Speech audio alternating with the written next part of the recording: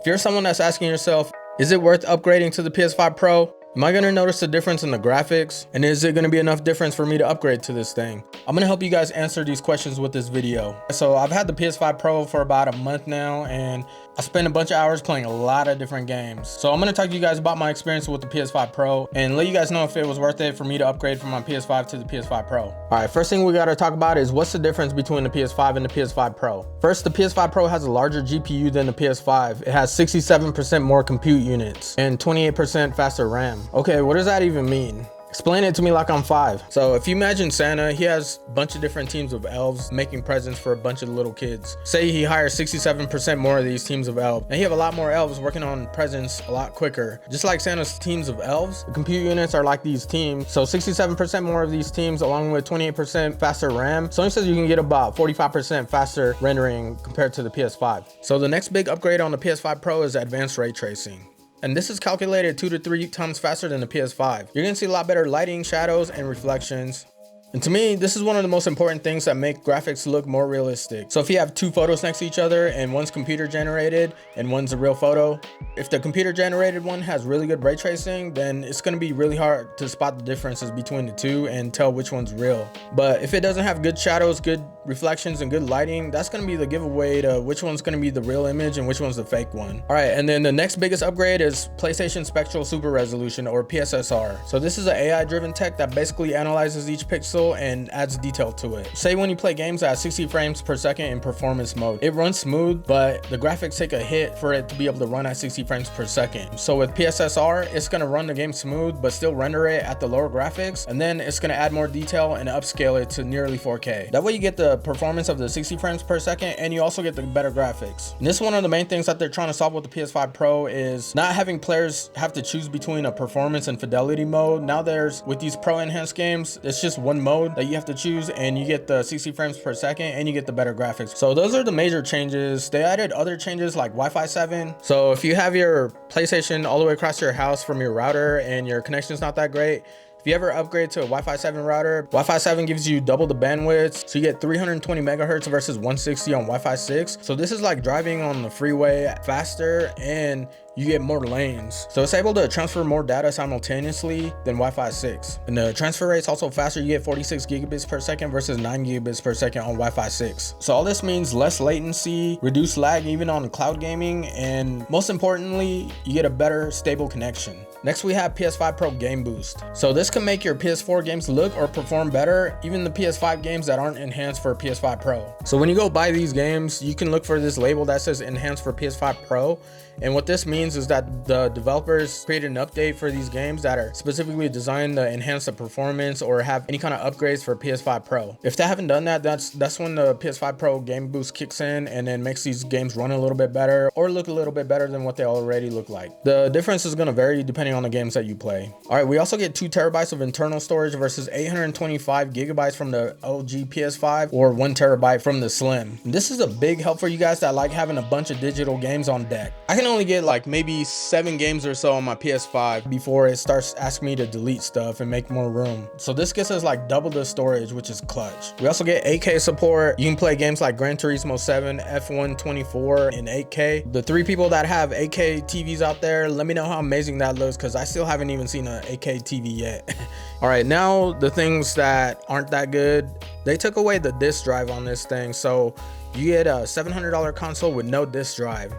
So if you want to play physical editions of games, you're going to have to pay the $79 at least and buy the disc drive and install it like I did on my unboxing video. And then there's no vertical stand. I mean, the Slim doesn't even come with one, so you have to buy one just like that. You spend like another 30 bucks on a vertical stand if you want your PS5 Pro to stand up. All right, now let's get on with the games. So at launch, there was about 50 PS5 Pro Enhanced games. There's a lot more enhanced PS5 Pro games available right now. They released a bunch of them since launch. I'm gonna show you guys a bunch of different games and show you what differences that I see. Let me know if you see a difference, or if you don't, you know, what do you guys think about this? All right, first is gonna be Spider-Man 2. This was one of the most fun games to play and look at 60 frames per second. This game has 2 modes, the Performance Pro mode and the Fidelity Pro mode. So on this clip, we have the PS5 Performance and the PS5 Pro Performance Pro. If you look at the books, The performance probably looks a little bit sharper to me. The Fidelity Pro mode is a step up from the original Fidelity mode. This has a lot better ray tracing, and you're gonna get better lighting reflections and better shadows on this mode,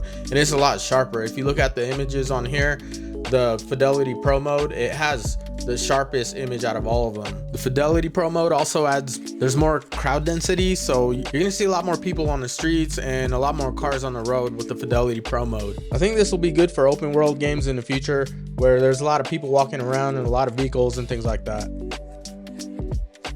If we compare the PS5 Fidelity mode, the Fidelity Pro mode has a little bit more crowd density, so you're gonna see a little bit more people on here, and then you'll see a little bit more cars on there too. To me, this one was more minimal, and I pretty much had to do a count to make sure that there was a real difference between the two, because it was hard to tell. So in this clip, you can see the PS5 Fidelity mode. If you look at Peter Parker's hair, you can see how noisy it looks on the edges. On the Fidelity Pro mode, it looks a lot more natural. Like it looks like normal hair. While the camera's moving, you can see all the aliasing on the side of his neck and all the noise on the edges. The PS5 Pro version cleans up a lot of this stuff, and it just looks a lot more natural. Some of the other things that I noticed on the Performance Pro versus the Performance mode on the PS5, you get better reflections and lighting. So like even in these cutscenes, you can see the reflections in the background in these windows on the Performance Pro, where on the regular Performance mode on PS5, you don't see any reflections. It just looks like a bunch of blocks. Here you can see more accurate light bounce and shadows in his Spider-Man suit, and the details in his suit are a little bit sharper. Some of this is more noticeable while you're playing the game. You can just kind of tell that everything looks much cleaner. And in the Performance Pro mode, you have better inner shadows and detail around the eyes. And you get extra details like water reflections, like on the ones on top of this ship. In the Fidelity Pro mode, the lighting and the shadows are even more accurate. Underneath his cape, it should have a lot more shadows like it does in the Fidelity Pro mode. It makes sense for the lighting to not be there compared to the Fidelity mode. So this takes it even further with the ray tracing, lighting, and the shadows.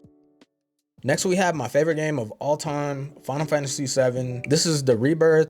And this game I think has the most noticeable difference out of all the games that I played so far. They had a new mode called Versatility mode, and what this does is, just like Spider-Man, it combines the 60 frames per second with the PSSR upscaling. So on PS5, this is the performance sharp mode. This is basically the 60 frames per second mode, but it makes the image a little bit sharper. And even then, if you look at Cloud's face or any one of these guys' faces, you can tell that they really bumped down the graphics on this one to get it to run at 60 frames per second. But yeah, look how blurry his face looks on this one. Even Aerith, her face is super blurry. Man, these faces, they have as much detail as a Funko Pop. Now let's see how they look in the versatility mode. You can immediately see that there's a lot more detail in Cloud's hair. Once he turns around, the hair, the details in his face, the shadows, they're all there now. Look at Tifa's hair. You can see the strands in her hair a lot better now. Yeah, this is one of those games that you immediately notice the difference between the two. It just looks way sharper. Right here, you can see the environment looks a lot sharper. The grass area looks a lot cleaner. You can see the textures and everything a lot better. The background trees, they're a lot more dense than the performance mode. Look at Red 13's eyes. It's way more sharper on the PS5 Pro. And then you can see all the little details in his fur and all the little strands of hair right here on the PS5. Everything just looks like it just blends together. And then if you want to see how much chest hair Barrett really has, you got to get a PS5 Pro. You know what I mean?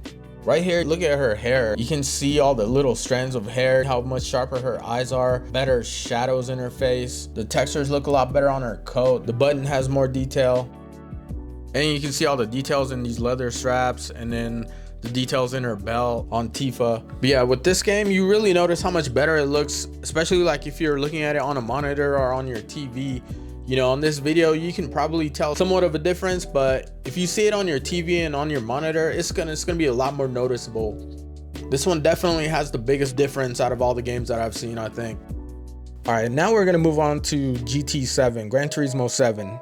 So the main thing on Gran Turismo 7 notice is the ray tracing. You're gonna see accurate reflections off the cars. So let me show you guys an example here.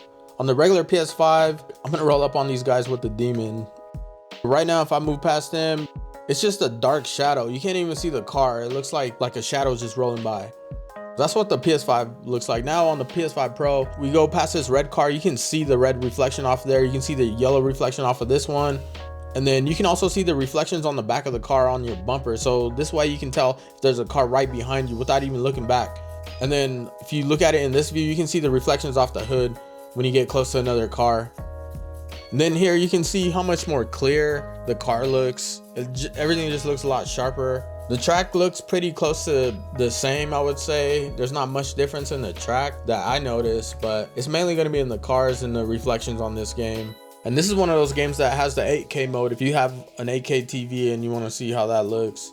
This game also runs at 120 frames per second, but if you turn on the 120, it's going to turn off that ray tracing effect. So I like playing this game at 60 frames per second because that seems smooth enough for me, and I like seeing the ray tracing a lot better than having it smoother at 120. They also made specific adjustments for the VR mode, so if you guys have a PSVR 2, make sure you guys check that out. All right, we're going to look at some non-enhanced games and see if we can tell the difference. I'm going to show you guys what it looks like if there's no PS5 Pro Enhanced update on these games, so let's check it out. Games like Bloodborne on PS4, there's this setting to enhance the image quality, so it makes the game and the menus look a little bit sharper. This is separate from Game Boost, and it doesn't boost the game's performance. Then we have PS5 games like Elden Ring that isn't Pro Enhanced at the time of this video. I played this game on resolution mode with the ray tracing on, which targets 30 FPS. I noticed that Game Boost on this game helps it run a little bit smoother on the 30 frames per second graphics mode. And I'm thinking most of the difference that you're gonna probably notice is gonna be the performance instead of the graphical upgrades. It's gonna be for select games that have an uncapped frame rate or if they have a dynamic resolution.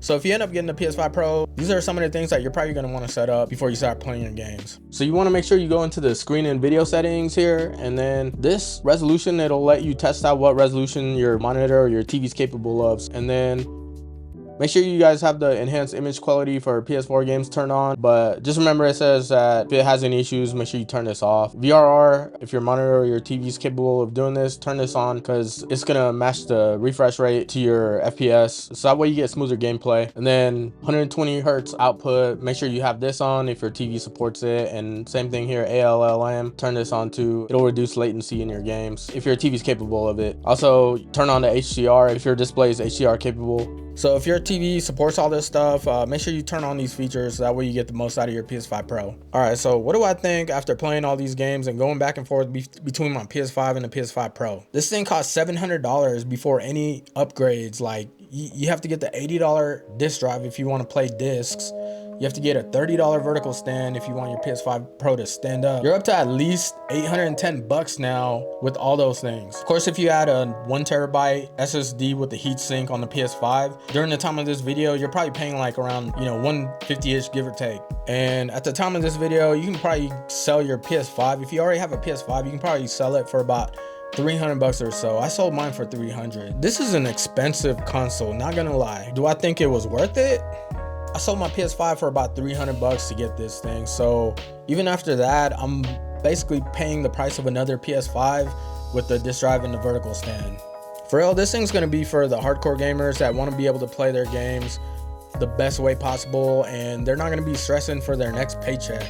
So this thing definitely falls in the side of want versus need. Like, we don't really need any of this stuff. I mean, the PS5 Pro is nice to have, but you don't need it. But then there's gamers like me that grew up seeing games evolve from blocky pixels to 3D blocky polygons to what they are today. And this makes me look for the best graphics and performance every time a new console comes out. I noticed the difference in the enhanced games as soon as I put on the game and see the gameplay. And it feels like this is how these games are meant to be played. This console is not for everyone, and most people will be fine with the PS5. All these things combined though, I say it was worth it for me.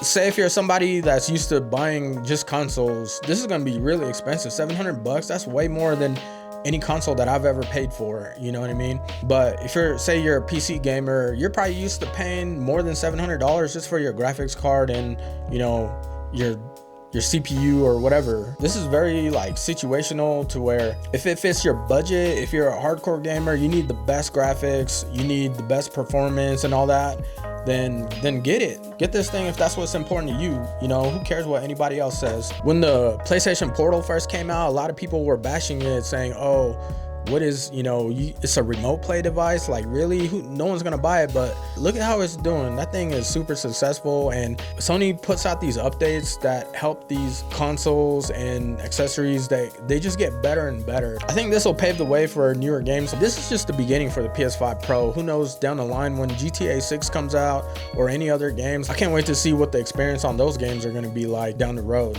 All right, let me know what you guys think. Are you still rocking the PS5, or is this going to be enough for you guys to upgrade to the PS5 Pro? If you guys get the PS5 Pro, make sure you guys check out my unboxing video. That way you guys can see how to install the SSD, the disk drive, and also the vertical stand. That's all I got for you guys. Make sure you hit that like, subscribe, and I'll see you guys at the next one. Peace.